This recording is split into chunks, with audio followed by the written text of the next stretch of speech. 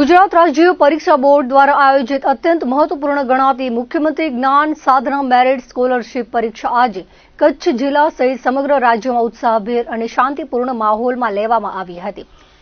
કચ્છ જિલ્લામાં ખાસ કરીને પશ્ચિમ કચ્છના 43 જેટલા નિર્ધારિત પરીક્ષા કેન્દ્રો પર અંદાજિત 10,000 જેટલા વિદ્યાર્થીઓ ઉમળકાભેર કસોટી આપી હતી।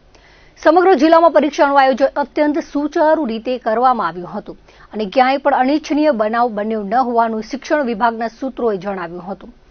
કચ્છમાં સવારથી જ પરીક્ષા કેન્દ્રો પર વાલીઓ અને વિદ્યાર્થીઓની ચહલપહલ જોવા મળી હતી।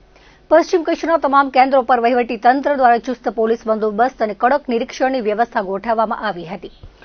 પરીક્ષાની પારદર્શિતા જળવાઈ રહે તે હેતુથી તમામ બ્લોકને સીસીટીવી કેમેરાથી સજ્જ કરવામાં આવ્યા હતા। આ પરીક્ષામાં ગુજરાતી અને અંગ્રેજી એમ બંને માધ્યમના વિદ્યાર્થીઓ જોડાયા હતા। કચ્છના છેવાડાના વિસ્તારોના તેજસ્વી વિદ્યાર્થીઓએ પણ આ પરીક્ષામાં ભાગ લઈને કારકિર્દી ઘડવા તરફ કદમ વધાર્યા હતા। રાજ્ય સ્તરે આ વર્ષે રેકોર્ડ બ્રેક 6,28,000 વિદ્યાર્થીઓ નોંધાયા હતા, જે છેલ્લા 3 વર્ષમાં સૌથી મોટો આંકડો છે। આ પરીક્ષાના માધ્યમથી રાજ્યના કુલ 25,000 તેજસ્વી અને આર્થિક રીતે નબળા વર્ગના વિદ્યાર્થીઓની પસંદગી કરવામાં આવશે।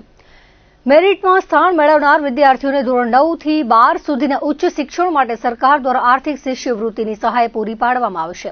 આ યોજના હેઠળ સરકારી અનુદાનિત અથવા આરટીઈ હેઠળ ખાનગી શાળામાં ભણેલા વિદ્યાર્થીઓને ઉચ્ચ શિક્ષણ માટે પ્રોત્સાહન મળશે।